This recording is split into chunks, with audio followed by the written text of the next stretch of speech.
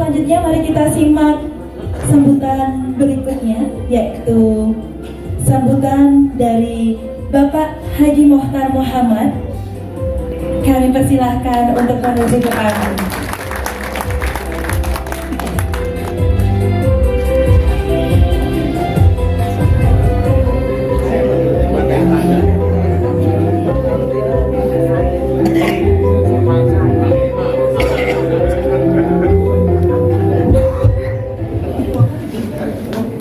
Assalamualaikum warahmatullahi wabarakatuh. Para senior yang hadir di ruangan ini yang saya hormati, di sini juga ada mentor saya, Bang Ari. Tahun 90-an mentor saya ini beliau. Tepuk tangan untuk kita semuanya. Bapak Ibu hadirin yang saya cintai, hari ini saya merasa bersemangat hadir di tengah-tengah kawan-kawan para pejuang Marianisme. Ada sesuatu wasiat, kalau boleh saya bilang Bung Karno, yang perlu saya sampaikan pada hari ini, yang belum dilaksanakan oleh negara, oleh bangsa ini. Wasiatnya adalah Trisakti Bung Karno, berdaulat di bidang politik, berdikari di bidang ekonomi, dan berpribadian dalam kebudayaan. Saya insya Allah izin Bang, maju wali kota.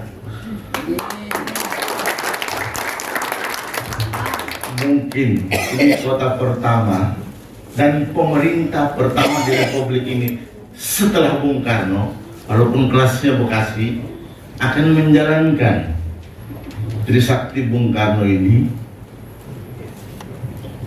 sehingga apa yang dicita-citakan oleh proklamasi 17 Agustus 1945 ini akan terwujud. Keadilan sosial bagi seluruh rakyat Indonesia. Kalau diizinkan 5 menit saya akan jelaskan apa sih sebenarnya yang diinginkan Bung Karno. Rakyat sanggup beli makan, pangan, sanggup beli baju, sanggup beli papan, dan sanggup untuk membiayai kesehatannya, dan sanggup untuk memberi pendidikan yang layak kepada keluarganya. Intinya adalah di Trisakti. Bagaimana manusia Indonesia seutuhnya itu mandiri di bidang ekonomi. Bagaimana kemandirian ekonomi keluarga itu terjadi? Harus dimulai dari regulasi pemerintah. Kita mulai dari pemerintah daerah, mudah-mudahan ke depan pemerintah pusat mengikuti. Saya sangat kecewa. Kami dengan Bang Emir mendukung Pak Jokowi. Pada saat itu Trisakti Bung Karno menjadi tagline, isu utama. Bang Emir, ya kami dari dalam Bang ya, nyewa bus, berapa bus, ratusan bus, kami berangkatkan orang Jawa Barat untuk mendukung beliau ke Jakarta dan lain-lain. Kami kecewa pada saat setelah dilantik Trisakti Bung Karno tidak dijalankan. Sederhana sebetulnya menjalankan ini. Saya akan urai Pak. Yang pertama, program saya, mohon maaf Pak, ini sebagai contoh saja buat kawan-kawan, silakan saya dikoreksi apabila di luar dari roh Trisakti Bung Karno. Ini sepemahaman saya untuk menjalankan wasiat Bung Karno untuk mengantarkan cita-cita proklamasi 17 Agustus 1945. Saya sudah declare ribuan baliho, billboard, stiker, brosur, kepada masyarakat Kota Bekasi. Program pertama adalah hibah 100 juta per RW kepada koperasi RW untuk menjadi modal pertama, modal bergulir minimal 5 juta kepada keluarga-keluarga yang tidak mampu untuk berproduksi.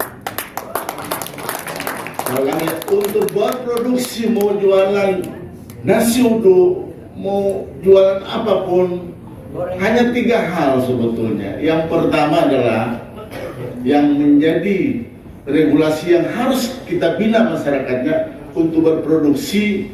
Pertama adalah modal, akses modal. Dari koperasi ini 5 juta, kalau dia meningkat 10 juta sampai 100 juta pun kita harus beri asuransi jaminan kredit pemerintah agar dia bisa meningkatkan volume produksinya.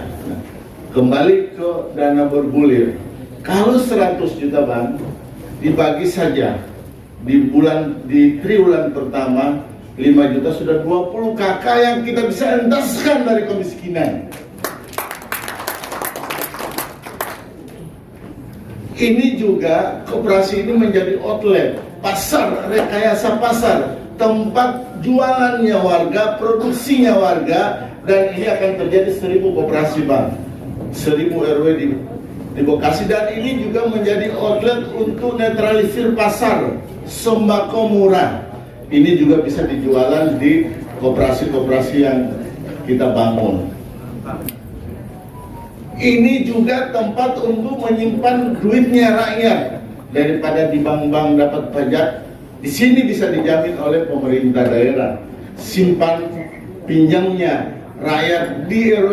Biasanya kalau di lingkungan simpan pinjam itu orang lebih disiplin, bahkan lebih disiplin dari pinjaman atau simpanan di bank. Ada kesadaran masyarakatnya malu pada tetangga untuk tidak menyicil pinjaman modal yang dikeluarkan oleh koperasi lingkungan. Intinya adalah gotong royong, roh gotong royong kita ciptakan di lingkungan. Cita-cita roh Pancasila kita ciptakan di lingkungan. Ini yang utama. Itu yang pertama. Roda perekonomian kemandirian keluarga. Besok RW, ketua RW ex officio menjadi ketua koperasi, sekretaris RW menjadi sekretaris bendahara, menjadi bendahara koperasi.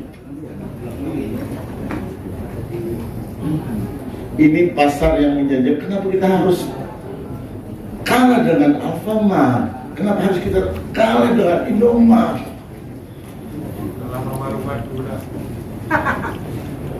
Yang kedua,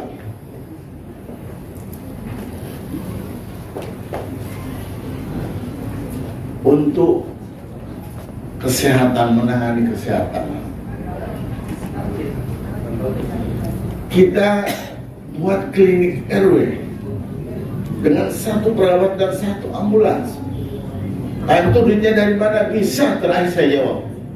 Saya belajar dari Bang Emir dengan aspannya. Nanti saya jelaskan terakhir. Sumber dananya dari mana? Dari kita, bukan dari luar. Dari kita, hanya memperbaiki sistem perbankan, bankable. Semua lalu lalangnya uang harus standar bankable. Gampang kan? Tidak ada korupsi. Semua tercatat di perbankan per detik, per menit, sama dengan e-banking. Sederhana untuk membangun kota. Yang kedua tadi saya ingin pertegas, namanya berapa menit Bang? Bisa bebas. Yang namanya kesehatan, preventif, kuratif. Betul? Kalau penyakit itu tidak ditangani secepat-cepatnya, itu jadi cost tinggi. Tapi kalau penyakit itu terdeteksi dan ditangani lebih awal oleh tenaga medis yang ada di lingkungan, oleh ambulans yang ada di lingkungan, kita tidak perlu harus ke rumah sakit, harus rujukan kemana-mana.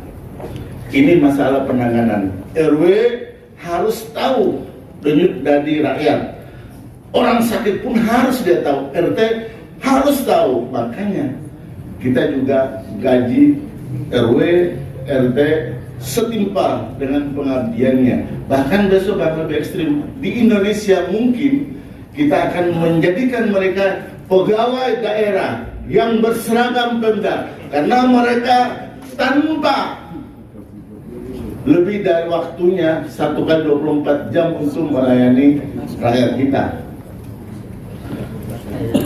Itu kesehatan sekaligus kita mengcover BPJS tenaga kerja.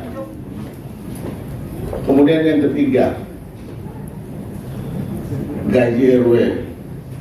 Di Baliho Bogor saya taruh 3 juta. Zaman saya wali kota dulu sudah 2 juta. Pertanyaan, mampu nggak? Tidak mampu, dari itu, lebih dari itu.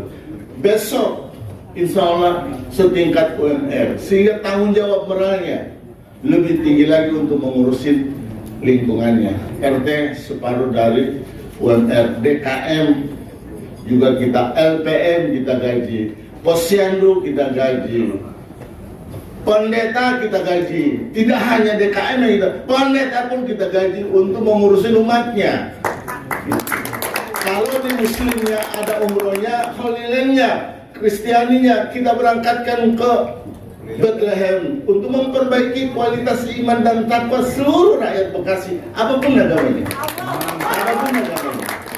Apapun agamanya. Memang ini mulu, tapi ingat, saya atas bimbingan senior-senior ini pernah menjadi Dewan 99. Mungkin ya Bang ya? Kita ya. Dewan 99, Wakil Wali Kota 2003, Wali Kota 2008. Saya sanggup menjalankan konsep-konsep Bung Karno dari Bekasi. Ada untungnya juga masuk kontemplasi pemikiran Bung Karno, ya mungkin juga Bang Emir sama, kami diisi. Karena waktunya banyak belajar. Banyak konstruksi pikir Bung Karno itu saya sudah memahami. Boleh berdua kita bedah. Yang pada hakikatnya konstruksi pikir dan dasar pikir Bung Karno adalah tauhid, Al-Quran, Injil. Mau dicoba dengan saya? Yang Kristiani, buka Yohanes 17 ayat 21a, supaya mereka menjadi satu. Gembala menjadi satu, menyatukan manusia-manusia Kristiani. Coba lihat kitab itu, dasar pikir Bung Karno yang saya sempat baca. Yohanes 17 ayat 21a, coba lihat teman-teman Kristiani, supaya mereka menjadi satu. Artinya adalah, saya setuju tadi sedikit penyatuan organisasi pemuda Demokrat dengan pemuda Marhain. Tadi ada juga yang bisikin saya tuh, kemudian King Vino juga orang Bekasi Bang, Yudhya Matahari, jadi bisa kita komunikasikan nih pemuda Demokrat dengan ini. Tinggal terserah Pak Ketum nih, kita intinya kan kita membumikan pemikiran Bung Karno.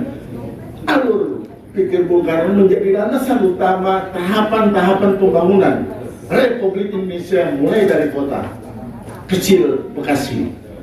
Kemudian fakir miskin itu tanggung jawab negara. Janda, lansia, dan yatim piatu ditanggung oleh pemerintah. Yatim piatu harus kita beri beasiswa. Bapak Ibu hadirin yang saya hormati, terus pertanyaannya, duitnya dari mana Pak Mentu? Saya suka dipanggil oleh panggil Pak Mentu. Oke? Hari ini Bekasi Kota Jasa dan Perdagangan, ya Mbak Talia. Hari ini restoran, hotel, kos-kosan, parkir banyak di Bekasi. Hari ini PAD-nya 3,2 triliun. Insya Allah ada APBD 7,9 hampir 8 triliun. Insya Allah kalau saya wali kota 2 digit. Ini nggak mulu. Masalahnya membangun sistem. Bapak bayangkan sekali gesek bayar di restoran 1 juta, 10% itu hak Pemda. Kalau ini kita PKS kan perjanjian kerjasama pemerintah, perbankan yang kita tuju, dan swasta pelaku ekonominya, sekali gesek masuk ke bank-bank yang bisa Pak bukan pengusaha. Bank memindah bukukan uangnya 900.000 tadi ke rekening swasta tadi yang kita tempat makan, 100.000 dipindah bukukan oleh bank ke rekening pemerintah. Sekarang pertanyaan saya, ada yang hilang nggak? Tidak seperti sekarang. Di Indonesia belum ada yang melakukan ini. Hari ini yang 100.000 itu bisa jadi cuma 25.000, Pak Aryo, Pak pimpinan Pak Ketua Rio, Pak Dewan DKI. Udah syukur-syukur 50.000, 50% di store, 50 dibagi-bagi, Pak. Tukang mungut.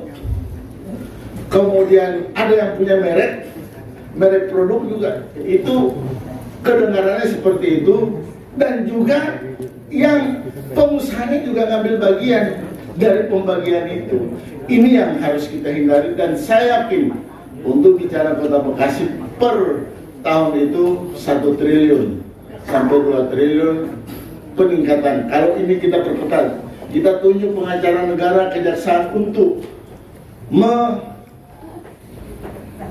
mengawasi proses. Tidak boleh transaksi tunai di seluruh restoran yang harus bayar pajak daerah. Itu cara untuk mengoptimalkan PAD dengan tujuan utama dalam memandirikan ekonomi keluarga. Pak, sebetulnya kita nggak perlu subsidi kalau manusia keluarga kita mandiri.